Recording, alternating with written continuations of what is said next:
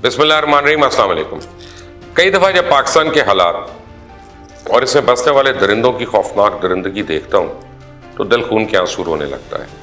ताकतवर अपने ताकत के नशे में चूर है, और जबकि मुस्लिमों की बेबसी की एक ऐसी ऐसी दास्तान रकम हो रही है कि अल्लाह की पनाह। आज की वीडियो बहुत सख्त होगी, क्योंकि तकलीफ जब हद से ज़्यादा बढ़ने लगे तो अल्फाज उसे कम करने की कोशिश तो करते हैं, लेकिन जब अल्फाज भी असर बंद कर दें तो फिर इनकलाब के रास्ते खुलते हैं। और जब हम देखते हैं कि बरसगीर की सरजमीन इनकलाब के लिए बंजर है तो मायूसी की इंतहा होती है। इस बात में कोई शक नहीं है कि पाकिस्तान के हालात को देखकर ऐसा लगता है जैसे जंगल का कानून है, कोई किसी को रोकने वाला नहीं है। इंसानियत नापैद हो चुकी है। अवाम की खिदमत में मामूर सरकारी मुलाजिम अवाम को नोचने के बहाने ढूंढते रहते हैं, चाहे पुलिस हो या अदालतें, सरकारी दफातर हो, या हर जगह हर तरफ एक ही असूल है कि जिसकी लाठी उसकी भैंस। सिस्टम बोसीदा हो चुका और इस सिस्टम को चलाने वाले इस हद से भी ज्यादा दकियानूसी सोच के हामिल हो चुके हैं। अवाम बेजार है किसी मसीहा की तलाश में, लेकिन इस कौम की बदकिस्मती देखें कि बहरूपी मसीहा के रूप में आकर इनके जज्बात से खिलवाड़ कर रहे हैं और अपना उल्लू सीधा कर रहे हैं। मुनाफिकत, झूठ और धोखा अपने अरूज पर है, और जो जितना लालची है वो उतना ही ऊपर जा रहा है। लेकिन अल्लाह की लाठी बेआवाज है, उसके देर है अंधेर नहीं है। इंसान चाहे जितना मर्जी शातिर हो, एक न एक दिन इसकी हकीकत लोगों के सामने आ जाती है। इक़्तिदार के मजे लूटते हुए इंसान खुद को ज़मीनी खुदा और लोगों को कीड़े मकोड़े समझने लगता है। उसे इल्म नहीं होता कि जिस कुर्सी पर बैठ के फ़िरौन बना हुआ है, एक दिन यही कुर्सी उसके गले का फंदा भी बन सकती है। उसके ढाए गए सारे जुल्म बेनकाब हो सकते हैं। उसे लगता है कि वो सारे सबूत मिटा रहा है, लेकिन ये सब उसकी नज़र का धोखा होता है। बिल्कुल यही काम इमरान खान ने भी किया, और अब हर गुजरते दिन के साथ इसकी हुकूमत के काले करतूत बेनकाब हो रही है, जिनके बारे में एक आम इंसान तो सोच भी नहीं सकता। रियासत मदीना का नारा लगाने वाले ये शख्स किस तरह अपने आलाकारों के जरिए मासूम और मजबूर खवातीन की इज्जत से खेलते रहे। इमरान खान और उनकी मुबैना फ्रंटमैन आजम खान ने कैसे वज़ीर आज़म हाउस को एक जेल और टॉर्चर सेल में कन्वर्ट कर दिया। चेयरमैन नैब जस्टिस रिटायर्ड जावेद इकबाल को कैसे ब्लैकमेल करके अपने अरबों रुपए के करप्शन के केसेस बंद कराए गए। रियासत मदीना में मुद्दई कैसे मुलजिम बन गया। चेयरमैन नैब जावेद इकबाल का तैयबा गुल नामी खातून से ताल्लुक क्या था, और तैयबा गुल को क्यों जिस्मानी अजियत का निशाना बनाया गया। इन सारे राजों से आज पर्दा उठाऊंगा। ये कोई पहला वाकया नहीं है जब रियासत मदीना के दावेदार इमरान खान की असलियत लोगों के सामने खुली हो, लेकिन वो सारे 2 नंबर काम जो उन्होंने अपने दौरे हुकूमत में खुद और अपने दोस्तों को फायदा पहुंचाने के लिए किए, आहिस्ता आहिस्ता लोगों के सामने आ रहे हैं। जिनको 4 साल इंसाफ, एहतसाब और मजहब के नाम पे बेवकूफ़ बनाया गया। इससे पहले आपके सामने फ़र्क होगी, उससे मुंसलिक सारे गिरोह, साबिक वज़ीर आला उस्मान बुज़दार, उसी करप्शन के कारनामे भी ला चुका हूँ। लेकिन इमरान खान का जो चेहरा हालिया दिनों में मेरे सामने आया, ये देखकर दुख होता है कि कोई शख्स इतना नीचे जा सकता है। मजहब को बेचने वाला इस तरह किसी मजलूम के साथ खेल सकता है। तकरीरें करते हैं तो यह जाहिर किया जाता है कि अवाम के दुख में छाती फट रही है, लेकिन जब ये दुखी लोग इस रियासत मदीना के दावेदार के पास पहुंचते हैं तो इनके करतूत देख के लोगों की छातियां फटने लगती हैं। ये कहानी आज से 3 साल पहले की है। 2019 में शुरू होती है जब तैयबा गुल नामी एक खातून और उसके शौहर को घर से गिरफ्तार किया जाता है।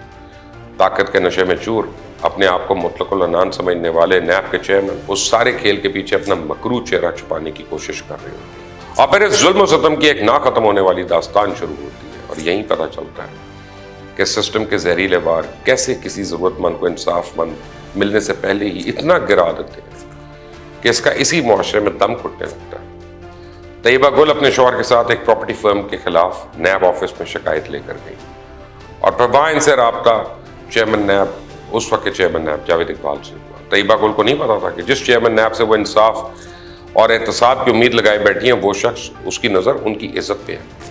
तैयबा गुल के बकौल इसके बाद उसे बार बार चेयरमैन नैब से फ़ोन कॉल्स मौसूल हुई, बार बार उनको हिरासा किया गया, यहाँ तक कि उनको अकेले में मुलाकात की दावत तक दी गई। जब किसी हरबे ने काम नहीं किया तो इसे और इसके शौहर को दोबारा गिरफ्तार कर लिया गया।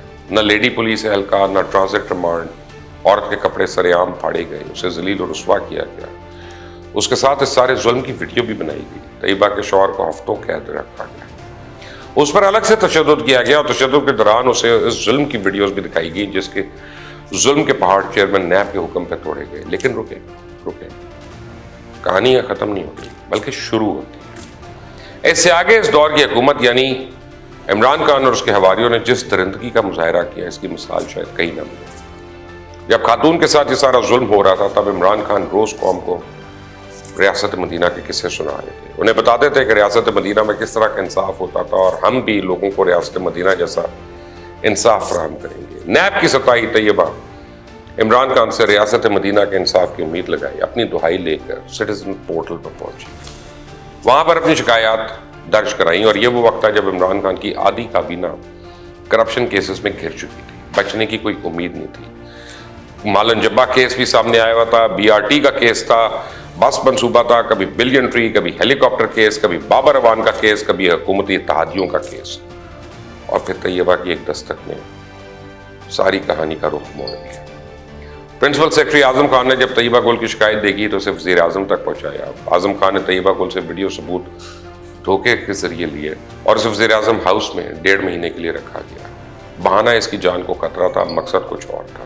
ان ویڈیو سے عمران خان نے چیئرمین نیب کو بلیک میل کرنا شروع کر دیا، اور احتساب کے نام پہ اقتدار میں آنے والے نے خود احتساب کو اپنے گھر کی لونڈی بنا لیا۔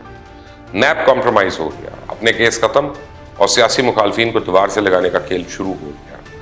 جہاں یہ مشہور ہو رہا تھا کہ نیب میں ہواؤں کے رخ بدل رہے ہیں، وہیں ہوائیں دوبارہ اسی سمت چل پڑی جہاں عمران خان کو مطلوب تھی، اور پھر اچانک آہستہ آہستہ وہ سارے اربوں کے کیسز ختم ہوتے گئے۔ پرویز خٹک کے خلاف مالن جبہ کیس دیکھتے ہی دیکھتے ختم ہو گیا، بینک آف خیبر کیس کی تحقیقات کو روک دیا گیا، بلین ٹری سونامی کیس میں کروڑوں کا ٹیکہ جو ملکی خزانے کو لگا، اس کیس کی فائل بھی ردی کی ٹوکری میں پھینک دی گئی۔ نہ صرف تحریک انصاف کے رہنما بلکہ اتحادیوں کے کیسز بھی بند کر دیے گئے، چودھری خاندان کی مالی بے ضابطگیوں کے کیسز کو منظر سے ہٹا دیا گیا۔ اس وقت عمران خان کے ایک معاون خصوصی ایک نجی ٹی وی چینل کے مالک بھی تھے۔ عمران خان نے اس کے ذریعے پہلے چیئرمین نیب کی خاتون کو ہراساں کرنے والی ویڈیو چلوائی، پھر اس کی فوراً تردید کر دی گئی۔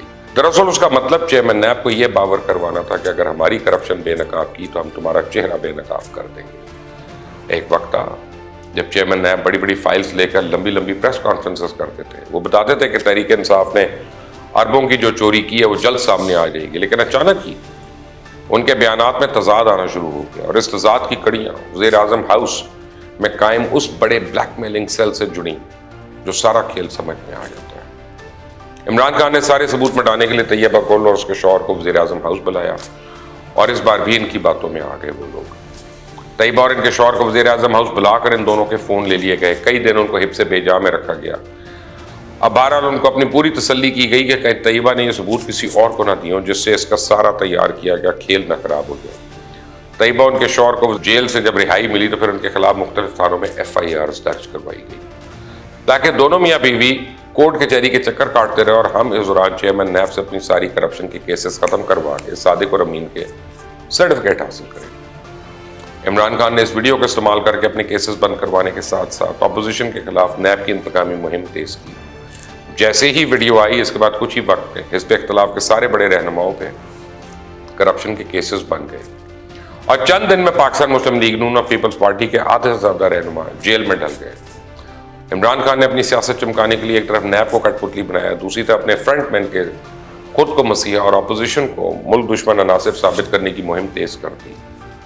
کروڑوں روپے سوشل میڈیا پہ لگائے گئے تاکہ لوگ تحریک انصاف کی کرپشن کو بھول جائیں اور سیاسی مخالفین کو ملک دشمن و غدار سمجھنے لگے۔ تحریک انصاف کا یہ حربہ کچھ وقت کے لیے کامیاب ہوا، لیکن عمران کو یہ نہیں پتا تھا کہ ظلم پھر ظلم ہے، بڑھتا ہے تو مٹتا ہے۔ ظلم جب حد سے بڑھ جاتا ہے تو عمران خان کی حکومت کو بھی جانا پڑا، اور جن کاموں پہ پوری حکمت عملی کے ذریعے کیا جاتا رہا وہ سارے کام الٹے ہو گئے۔ مدینے کی ریاست کا دعوے دار اقتدار میں رہنے کے لیے کچھ بھی کر سکتا تھا، اسے بالکل پرواہ نہیں تھی کس طرح اپنے سیاسی مقاصد حاصل کرنے کے لیے لوگوں کی عزتوں کو استعمال کرنا ہے۔ یہ معلومات جو اب سامنے آئی ہیں یہ تو چند ہیں، کرسی بچانے کے لیے نہ جانے کتنی بیٹیوں کو میں کیا کہوں ان کے ساتھ زیادتی ہوئی، ظلم ہوا، نہ جانے کتنے لوگ ہوں گے جو اپنے مسائل حل کرنے کے لیے سٹیزن پورٹل پر شکایت لے کر جاتے ہوں گے اور بعد میں ان کی معلومات کو اپنے سیاسی مقاصد حاصل کرنے کے لیے استعمال کیا جاتا ہوگا، نہ جانے کتنے اور اداروں سے کام نکلوانے کے لیے ان کے سربراہان کو بلیک میل کیا جاتا ہوگا۔ لیکن اس سے بڑی سوچنے کی بات یہ ہے